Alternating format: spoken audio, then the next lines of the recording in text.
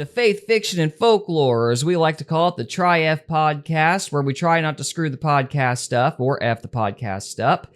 Today, we are going to be going over some essays by C.S. Lewis. We're starting out with Why I Am Not a Pacifist, and we are going to see if we agree with his thoughts. With all that said, Trevor, how are you this evening? I'm good. How are you?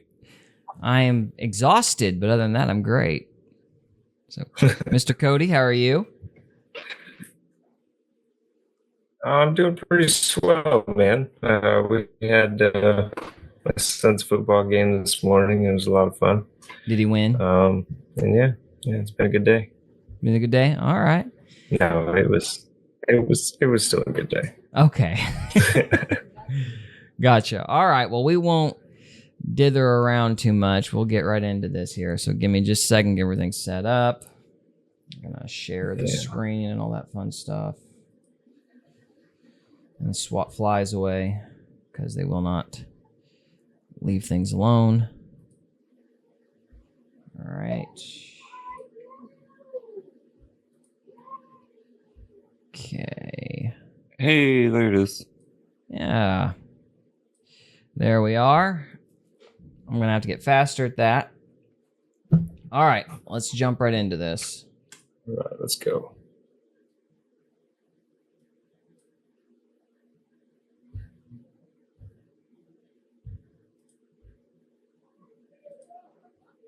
Four. Is it playing? Take two. There it goes.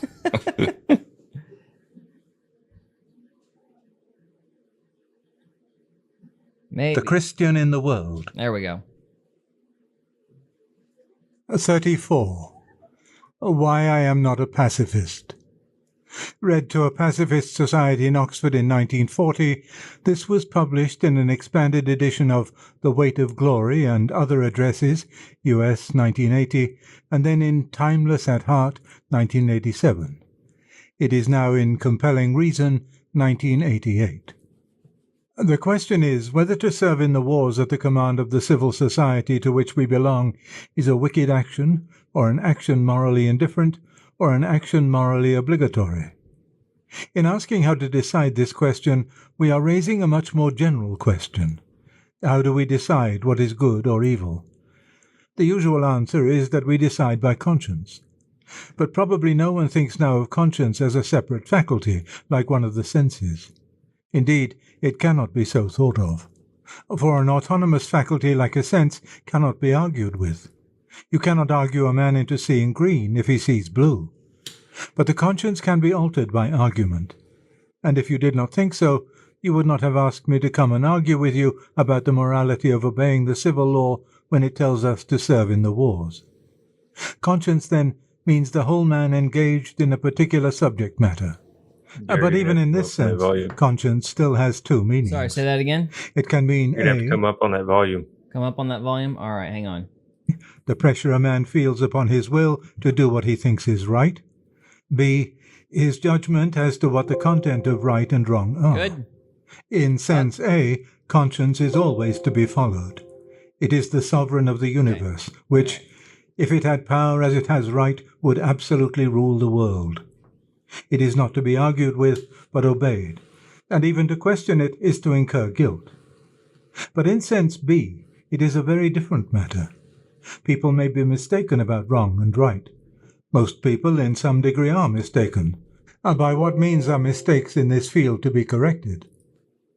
I think it's Titus where Paul says the conscience can be corrupted.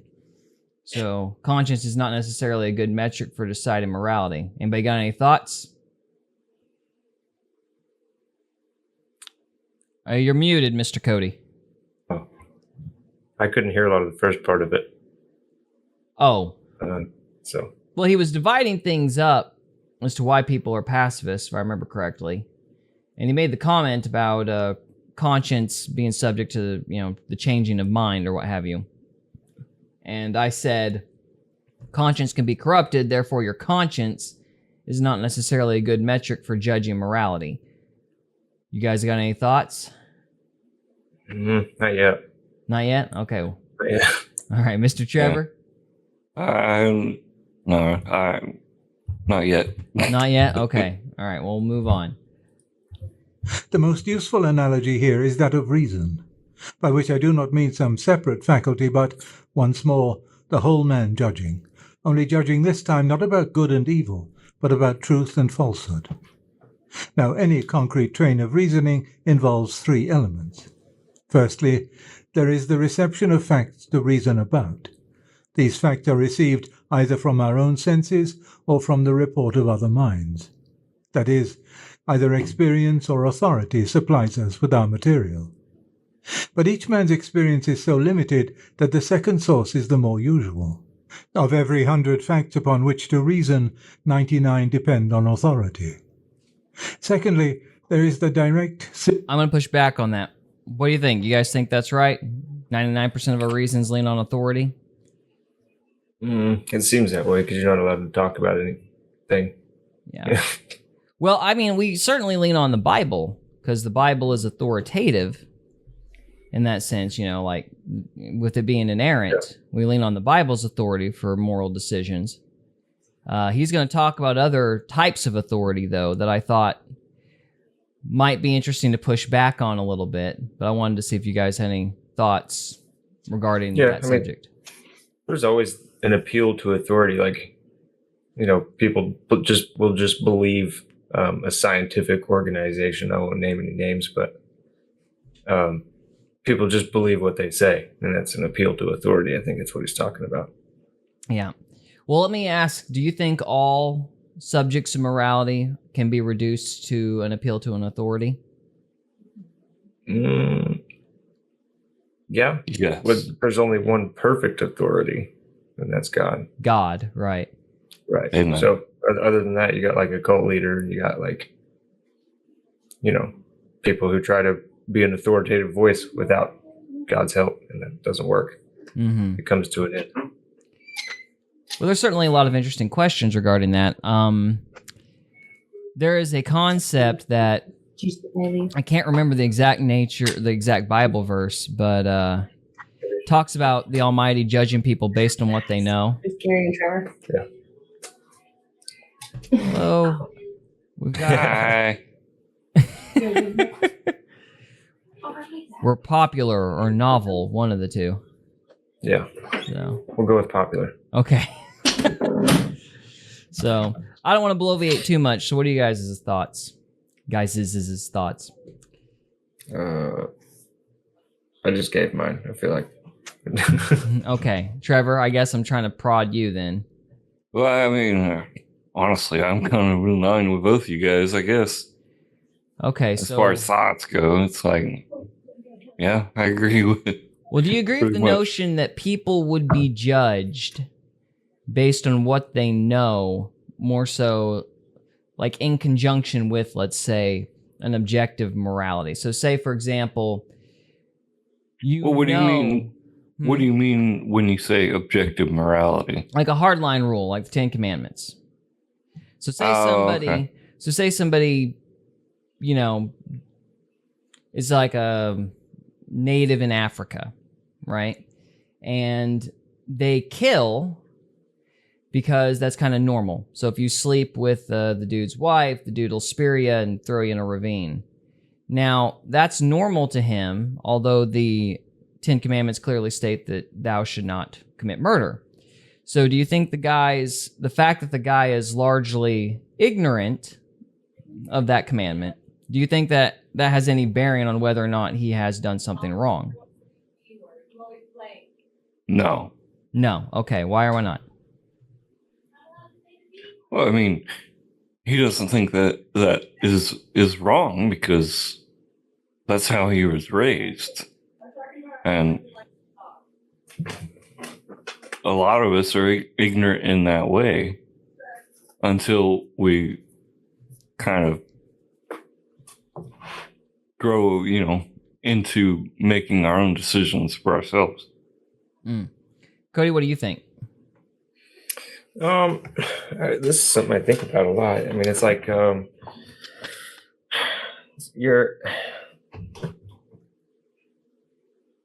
on. I was still thinking. That's all Put right. stuff together. I do think that while you're thinking, I'll just stay in my 2 cents. I do think it does have some bearing. I do think in the day of judgment, because there's a scripture, I cannot remember it for the life of me. Maybe somebody can look it up, but the Almighty judges people based on kind of what they know. And I can't remember if it's Psalms or something. I'm blanking. I think it's a Proverbs, maybe. Maybe it's Proverbs, maybe. So it's like that God sense in you, that the voice of God, that like your conscience, I guess, for lack of a better term. Mm-hmm. Like you're right. So it's like once you know something, then breaking that rule or whatever you want to call it, it's like in the back of your mind, you're thinking about that because you know it. Right. Like, you did wrong, and you turned your back to it. Yeah. It's like when Paul. And so it eats you alive. And so I think that's what that is. It's like, that's why the law ultimately, I think if I remember Romans correctly, the reason that the law ultimately failed is because it's a double-edged sword. Excuse me. In that it showed us what right and wrong was, whereas before we didn't know. But at the same time, it also added an extra degree of condemnation because now we are no longer ignorant of our sin. Does that make sense? So that's a concept that Paul talks about in the epistles. So I believe it's Romans. I might be wrong, but I think it's Romans. So by that logic, then people should be judged in some measure based on the level of their knowledge, which is kind of like goes back to the idea that the conscience can be corrupted. I think it's because you judge yourself. It's like you corrupt your own conscience. So it's like if you know something's a sin and you do it anyway, it's like you're twice as guilty in a manner of speaking. Yeah, it eats you. Yeah.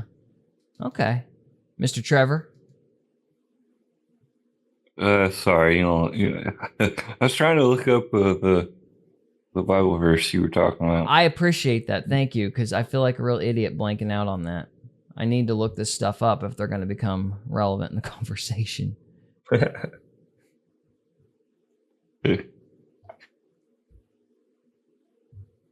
while you're looking for that, I guess we'll go on if everybody's good. Yeah, go ahead. All right.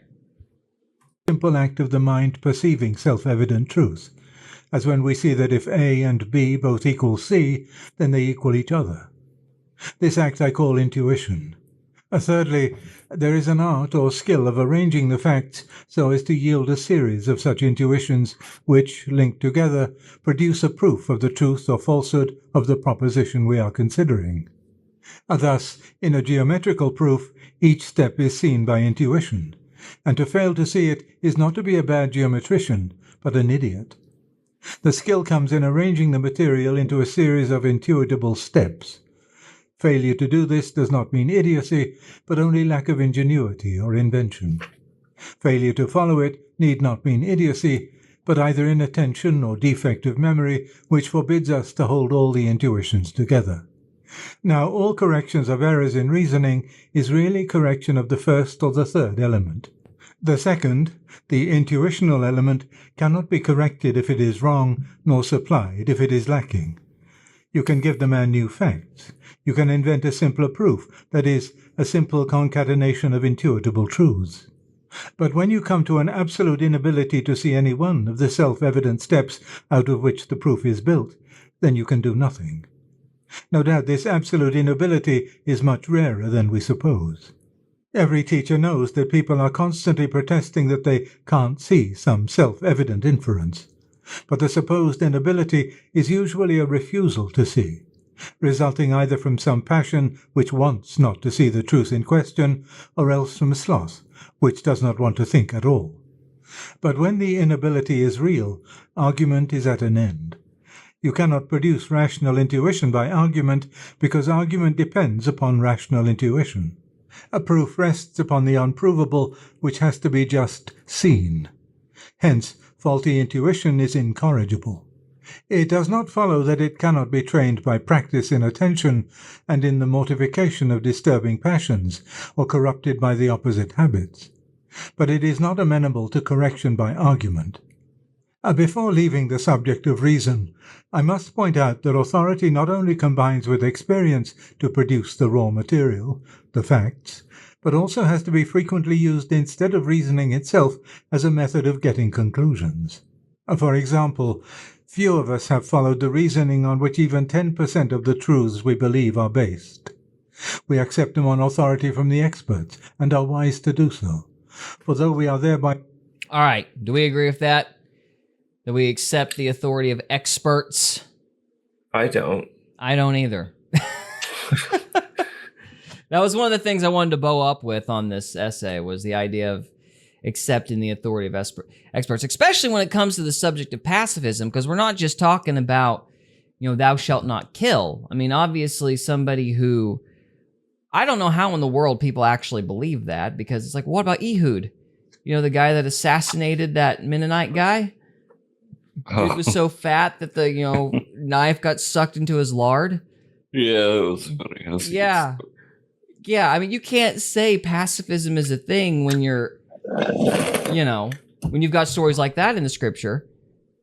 Now, there is some value, there is something to it, I think, because one of the reasons David wasn't allowed to build the temple was because God said he was a man of war. And for some reason, that prevented David from being able to actually build the temple. So there is something about staining your heads with blood that has some sort of ceremonial significance. So that is to say that it's better to not kill than it is to kill. But you can't argue that pacifism is like a virtue when you've got Samson and Ehud and David and all sorts of figures who went to war that the Almighty told them to. Like he ordered them to do it. But at the same time, you can't trust that you're fighting for a good cause when it comes to a government. Well, not to mention, it depends on when you're like growing up in times. Like David, he grew up as a shepherd, right? So he was constantly having to fight off bears and lions, and so he didn't have the option to be a pacifist. He had to. Right. There wasn't a choice. It was kill or be killed. And same thing with Samson. He grew up always fighting the Philistines. Well, that's the interesting thing about Samson, though. The dude liked women, and he kept getting into fights because he liked women. It wasn't just Delilah. Like, the whole mess started because he was running around Philistine gals. And the Almighty actually used his impulsive nature with women to bring about this wrath on the Philistines. And it later bit him in the hind end with Delilah. But his flaws, as it were actually used to bring about the Almighty's will. Now, I don't think that the Almighty gave him that flaw. I don't mean to say that, but it's like the Almighty died, right? Samson, yes, he died. So, like, he had to atone for his sin. Like, he paid for it. Like, his atonement was him helping God to pay for his discrepancies in life. When did he pay for it, though? Did he pay for it? When he died, bro. What happened? Well, let me just say the story. What happened is he was tied between two pillars, right? Yeah. And he'd been blinded, and he repented in that moment, and then he asked God to give him strength one last time. His strength back, yeah. Yeah, and when he had his strength back, he pushed the pillars over and collapsed the building on everybody. So my question is, was his atonement his death, or was it his blindness? Well, I don't know if like atonement hoping God kill the Philistines or whatever he was trying to get done. Well, I think the atonement was his repentance. Like that moment where he said, like, he regretted what he did and basically prayed to repent and then asked God to help him one last time. I don't know if it was... He balanced his karma there right at the very bitter end. Yeah, he got it right at the end. Right, exactly. So, but either way, I don't see how you could justify pacifism with a story like that. And so I don't understand these guys. Yeah, I don't understand the pacifism argument. Yeah. Well, and it's just, I will say this, though, for them, just to play devil's advocate. When you've got a government that is propagated by a clear military-industrial complex, then is it really right to even help that government in any way? Do you have a patriotic duty to help those people when that government is clearly in the wrong? I mean, I would say no. What people? Like the military-industrial complex. Like if you're a soldier, let's say, and you signed up to go, to go into the army, and then all of a sudden they ask you to go to Ukraine for rah America or whatever. Yeah. But it's really evident that it's just some stupid oil play with bricks, and it's a financial thing, and that's not a just war. Like, if we're going to go St. Augustine's just war theory, that's by no means a just war. Just go out there and fight somebody, for oil or whatever. Like, in that instance, I would say you have an obligation to say no. Like, you should not be helping your government fight for an unjust cause. Yeah, now, you have an obligation to go to defend your country, like, say, if the British attack, but you don't have an obligation to follow in their orders. Yeah, I agree. Okay, so I didn't mean to talk over you. Do you have anything else you wanted to add to that, or? No, I mean, I've always kind of, well, not always, but for the last few years, I've kind of disagreed vehemently with going to war. Yeah. I mean, in general, because it's all bank stuff. Well, I feel like the wars need to be defensive. Like when people are attacking you, then you go. Yeah. But you don't go for oil, and you don't go for conquering land or something like that. That would be immoral. Yeah, I can name a country that's doing that right now, but I won't. Well, ours. No, not ours. Oh, you're doing another one? Okay. Is this... I'm not allowed to talk about this one. Huh? Oh, not allowed I see to what talk you're saying. about this one. I disagree with you on that, but we don't need to go there yet. So, I know what you're talking about, though. So, Trevor, do you have any thoughts? I agree to disagree to agree. Sorry. Now, talking like that's going to get you in trouble. Yeah. All right, anything else before we go on? Negative. Mr. Trevor? We're good. We're good? All right, I'm going to go on then. I sometimes deceived, yet we should have to live like savages if we did not. And now, all three elements are found also in conscience. Sorry, that statement irritates me. If we didn't listen to authority, we would live like savages. Right? That's the fear talking. Yeah, that's the fear talking. I would agree. No, I'm not a believer in anarchy, but the idea that you have to default to authority. No, really. I think government institution can be good. Like, I love the post office. Yeah. The IRS really isn't that bad. I mean, as long as they have advocates and stuff in place to, correct them when they're screwing stuff up. I mean, yeah. Well, hypothetically, they do serve a purpose. It's just people at the top have abused power, and it's people abusing power. The institution itself isn't all that bad. Yeah, well, I mean, arguably a monarchy is just fine, but it depends on whether the person is good or bad. The reason we have a republic is because it is less likely that those bad people can completely subjugate a population under that form of government. So there are governments that are more effective and less effective, but that is not to say that every government is, like, only republics are good and monarchies are bad. That's not the same kind of statement. Yeah. So it's just what institution allows the most amount of abuse of power. Right, like what kind of defenses would be there to prevent checks and balances. Exactly. All that stuff. Exactly. Mr. Trevor. I'm still stuck on IRS. IRS. You're like, IRS, taxes. Yeah, I don't like the IRS. But they're just glorified tax collectors is all. Mm-hmm. Glorified. Just tax collectors. Exactly, but you say, "Oh, the IRS is coming for you." People actually get scared because they can put you out of business if they so choose. Oh yeah, they can wreck your world if they want. That is true. And they're a private institution. How crazy is that? Are they really? Yeah, it's not a federal government thing. Then why do we listen to them? I know, right? Why are you always blowing my mind? Lobbyists. Cookies are a ritualistic sacrifice to Santa Claus. The IRS is a private institution. I can't. My brain hurts. All right. I'm moving on. It's all The facts, as before, Right, on that come point, from that's why you always see like rented out buildings that the IRS uses. Oh, 'Cause really? they're not federally funded. They can't they don't just go in and build big government buildings. They just like rent out old office spaces and stuff because it's a private company. So they're like doing the cheapest thing they can find at the time, I guess. Is it the Fed that owns them? Like, who owns them? If they're No, they private company. lobby for control. So they're a lobbying. Yeah, I mean, like they're real tight with the government, I guess. Okay. They're kind They're of like real good friends. Good friends. Gotcha. they're kind of like Dollar General and Walmart. In what way? Yeah, we'll go into the Jekyll Island story one day. See, I remember When the Jekyll Island. IRS I don't remember how the IRS ties into it. That's where they formed it. It was like an institution formed on Christmas Eve, actually. That's I when remember they the brought up Fed. Santa. I thought that was the Fed. Am I wrong? Like the creature on Jekyll Island was the Fed, wasn't it? I think the Feds always existed.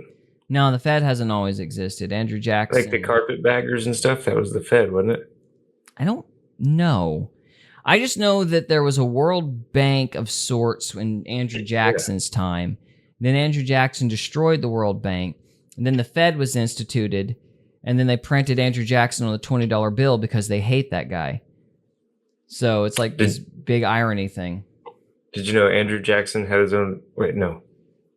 Sorry, I'm thinking of Thomas Jefferson. Never mind. I mean, Andrew Jackson's not my favorite president. I don't like him either, but the Fed really didn't like him. So I guess they put him on his $20 bill out of spite.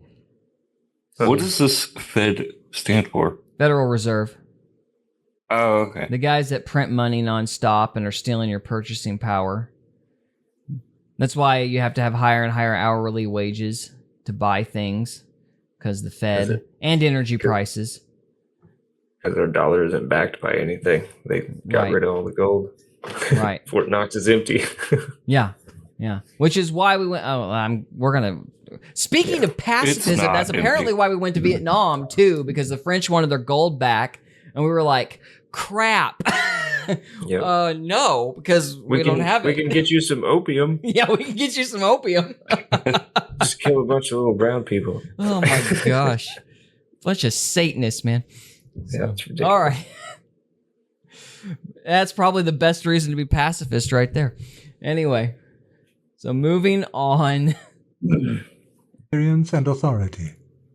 I do not mean moral facts, but those facts about actions without holding which we could not raise moral questions at all. For we should not even be discussing pacifism if we did not know what war and killing meant, nor chastity if we had not yet learned what schoolmasters used to call the facts of life. Secondly, there are the pure intuitions of utterly simple good and evil as such. Third, there is the process of argument by which you arrange the intuitions so as to convince a man that a particular act is wrong or right. And finally, there is authority as a substitute for argument, telling a man of some wrong or right which he would not otherwise have discovered, and rightly accepted if the man has good reason to believe the authority wiser and better than himself. The main difference between reason and conscience is an alarming one. It is thus, that while the unarguable intuitions on which all depend are liable to be corrupted by passion when we are considering truth and falsehood, they are much more liable, they are almost certain to be corrupted when we are considering good and evil. For then we are concerned with some action to be here and now done or left undone by ourselves.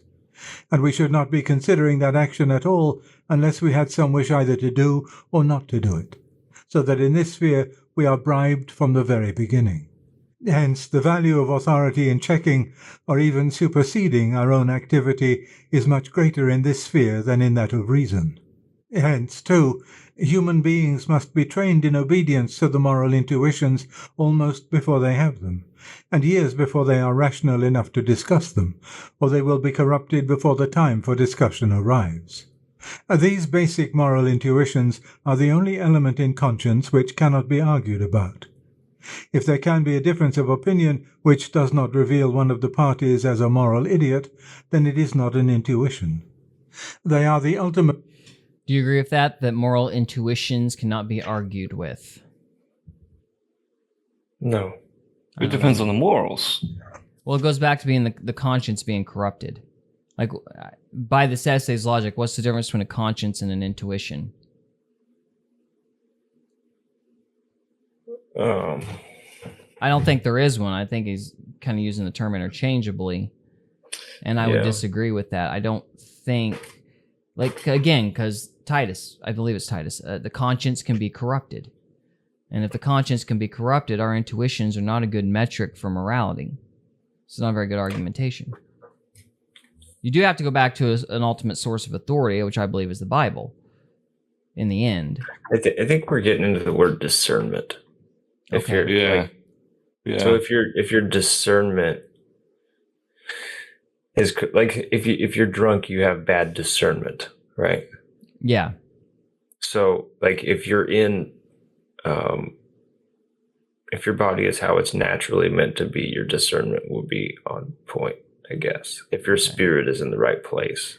Well, I just know, like, in examples Things like that. When you get like natural factors that come in and disturb your inner peace, and like then your discernment falls because of that.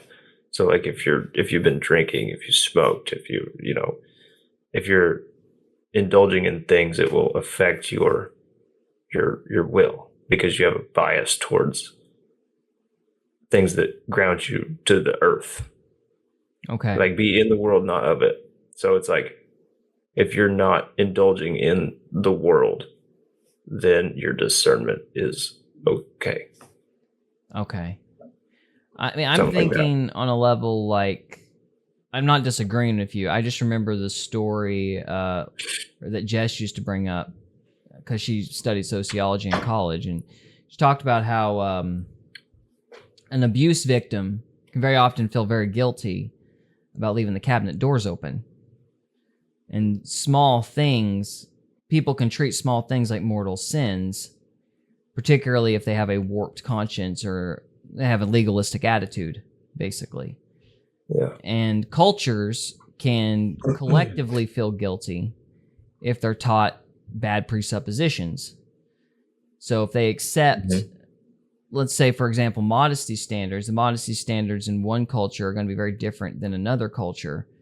But if you're taught that modesty is one thing in Hawaii and another thing in, I don't know, Michigan, well, you can feel guilty about being immodest in Hawaii, but that might be normal to everybody else. That doesn't necessarily mean you're, accurate in your intuition. Am I making sense?